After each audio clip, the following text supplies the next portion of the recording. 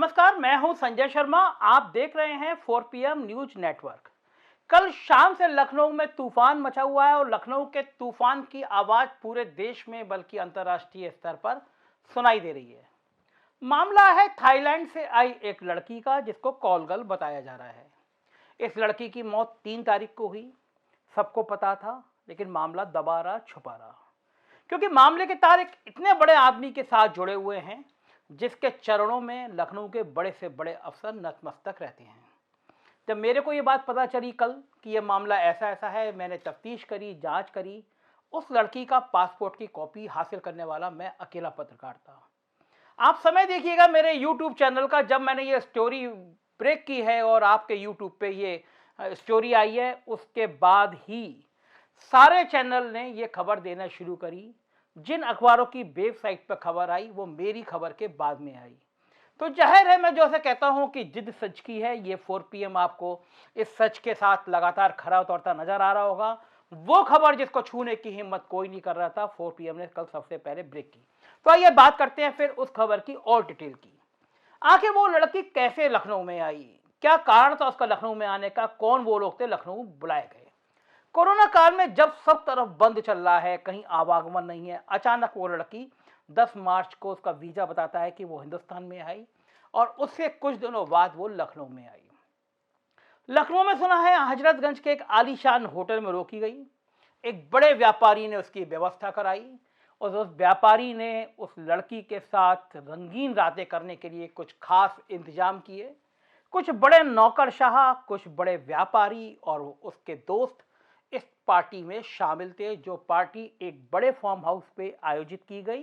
ये farm house पिछली बार भी कोरोना काल में चर्चा में आया था, जब कनका कपूर को लेकर तमाम सवाल खड़े हो रहे थे कि कनका कपूर एक पार्टी में गई। उसके कुछ दिन बाद एक फार्म हाउस की और चर्चा आई कि ऐसी कोरोना काल में पार्टी हुई है जिसमें उत्तर प्रदेश के बड़े से बड़े अफसर चिलम भरते हुए नजर आए।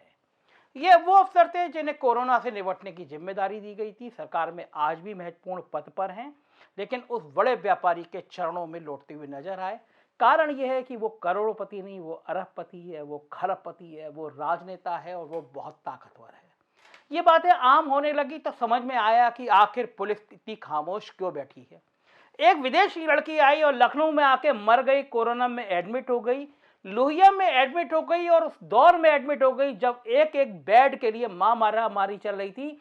मंत्रियों ने हाथ खड़े कर दिए थे, विधायकों ने हाथ खड़े कर दिए थे, IAS अफसरों ने हाथ खड़े कर दिए थे कि हम बिस्तर नहीं दिला पाएंगे।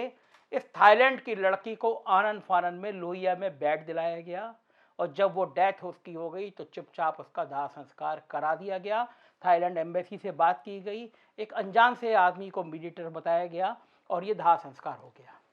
जब कल खबर मेरे चैनल पर चली और उसके बाद हंगामा शुरू हुआ, लोगों ने सवाल पूछने शुरू किए, तो हड़कंप मचा। बड़ा सवाल यह है कि आखिर पुलिस ने ये अभी तक ये इन्वेस्टिगेशन करने की कोशिश क्यों नहीं करी कि हजरतगंज का वो कौन सा होटल है जिसमें ये विदेशी लड़की आके रुकी। भारत सरकार के नियम में अगर कोई विदेशी लड़की आके रुकेगी किसी होटल में तो तत्काल उस होटल मालिक को, पुलिस को सूचना देनी पड़ेगी। तो आखिर क्या कारण रहा कि उस होटल मालिक ने पुलिस को सूचना नहीं दी और आज तक पुलिस उस होटल मालिक के नाम को छिपाने की कोशिश कर रही है। हकीकत यह है कि अगर उस होटल का CCTV निकल के आ जाता तो उस व्यापारी के कर्मचारी करंदे उस लड़की को आते जाते ले जाते हुए नजर आए होंगे। दूसरी बड़ी बात, लड़की एक मोबाइल फोन यूज कर रही थी। उस मोबाइल फोन से इस व्यापारी के साथ तमाम बातें हो रही थी। उस फार्म हाउस पे गई थी और अगर उस फार्म हाउस के टावर पे डिटेल निकाली जाए तो कई ऐसे बड़े नाम सामने आ जाएंगे जिससे उत्तर प्रदेश की राजनीति में भूचाल हो जाएगा। जिस दिन 7-8 दिन लड़की के मोबाइल टावर की लोकेशन देख ली जाए और रात के 7 बजे से सुबह 3 बजे तक जिस जगह ये लड़की का मोबाइल था वहां के अगर और मोबाइल की लोकेशन निकाल ली जाए तो ये उत्तर प्रदेश की राजनीति में भूचाल आ जाएगा। मैं फिर कह रहा हूं, कई बड़े अफसर बेनकाब हो जाएंगे, पसीने आ जाएंगे, लेकिन ऐसा होगा नहीं क्योंकि बहुत ताकतवर लोग हैं इस तरह अय्याशी के रैकेट के पीछे। इसमें एक नाम और आ रहा है, एक इवेंट मैनेजर भी जुड़े हुए हैं। अब तक रायपुर के एक आदमी राकेश का नाम आ रहा था, अब इस नीचे पता चला है कि एक इवेंट मैनेजर इस कड़ी का और हिस्सा है। ये इवेंट मैनेजर बड़े बड़े इवेंट प्लान करते हैं, बड़े बड़े नौकरशाहों को इवेंट में बुलाते हैं, वहाँ सुरा और सुंदरी का इंतजाम होता है और इस तरह विदेशी बारह आके डांस करती हैं और तमाम तरह के अनैतिक कृत्य करती हैं। तो ये उत्तर प्रदेश की राजधानी है, ये उत्तर प्रदेश की पुलिस है, जिसको इस बात में मालूम करने में कोई इंटरेस्ट नहीं है कि ये लड़की कहाँ आई, क्यों रुकी। और यही वो उत्तर प्रदेश है जिसमें हजारों करोड़ रुपए नारी सशक्तिकरण के नाम पर खर्च किया जाता है, महिला सशक्तिकरण के नाम पर खर्च किया जाता है, लेकिन एक विदेशी लड़की किस धंधे में आई और कैसे मर गई इसको जानने में कोई इंटरेस्ट नहीं होता है। एक बड़ा धमाका किया है समाजवादी पार्टी के प्रवक्ता आईपी सिंह ने, और उन्होंने नाम खोला है एक, वो नाम संजय सेठ का है। संजय सेठ राज्यसभा के सांसद हैं, पहले वो समाजवादी पार्टी में थे, फिर पाला बदल के बीजेपी में गए और बीजेपी ने उनको राज्यसभा का सदस्य बना दिया। मुझे नहीं पता कि किस आधार पर आईपी सिंह ने खोला है, मैं खुद इस बात के लिए कह रहा हूं कि पुलिस किसी का नाम सामने नहीं ले रही है, लेकिन सोशल मीडिया पे कल रात से अब तक लगातार संजय सेठ का नाम शामिल हो रहा है, चल रहा है। संजय सेठ का नाम क्यों चल रहा है, इसकी भी कुछ वजह है।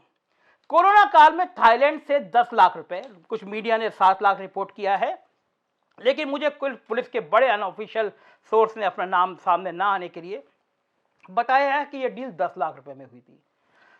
इस कोरोना काल में 10 लाख रुपए खर्च करके विदेश से एक लड़की वही मंगा सकता है जिसके पास पैसे की बहुत बड़ी ताकत हो, जिसके पास इस बात का एहसास हो कि सरकार उसके साथ खड़ी है, उसका कुछ नहीं बिगड़ेगा, तो जाहिर है लड़की वही बुलाएगा। तो समझ गए ना आप मेरी बात जो मैं आपसे कहना चाह रहा हूं। अब इसके बाद में संजय सेठ का नाम सामने आता है, ट्विटर पे आईपी सिंह लिख देते हैं, तमाम प्रतिक्रियाएं शुरू होती हैं, काफी सारी चीजें सामने आती हैं। इस बीच में सुरेश खन्ना का एक फोटो वायरल होता है। ये लड़की 3 तारीख को इसकी डेथ हुई है और उसी दिन सुबह इसकी डेथ के बाद संजय सेठ नेकर में सुरेश खन्ना के साथ टहलते हुए नजर आते हैं और लिखा होता है मॉर्निंग वॉक पर राज्यसभा सदस्य संजय सेठ और सुरेश खन्ना टहलते हुए। लोगों ने पूछा कि आखिर कारण क्या है कि जो संजय सेठ किसी से सीधे मुंह बात नहीं करते, वे सुरेश खन्ना के साथ इस लड़की की मौत के अगले दिन क्यों नजर आ रहे हैं। जाहिर है बहुत सारी बातें हैं, बहुत सारी चर्चाएं हैं। मैं फिर कहूंगा कि किसी व्यक्ति का इस तरह नाम जब तक पुलिस ना कहे खोलना ठीक नहीं है, कहना ठीक नहीं है, मगर जो शक है, जो शुबा है, जो पुलिस खामोश है, वो ये साबित करती है कि कोई बहुत बड़ा व्यक्ति है, उस राजनीति में है, बेशुमार दौलत का मालिक है, इसलिए पुलिस नाम नहीं खोल रही है। संजय सेठ ने कहा है कि वे इसकी शिकायत करेंगे जांच के लिए। बहुत अच्छी पहल है, संजय सेठ को चाहिए कि अगर उनके दामन पे दाग लग रहे हैं, उनका दामन गंदा हो रहा है, तो खुद पुलिस से कहेंगे 24 घंटे में बताया जाए कि वो कौन व्यक्ति था जो होटल में जो अस्पताल में उस लड़की की लाश लेने आया, वो कौन कुक था जिसने वो लाश रिसीव करी, वो कौन व्यक्ति था जिसने होटल में आइडेंटिटी करी, और वो कौन व्यक्ति था जो इसने इस लड़की के मोबाइल को सिम दिलाया।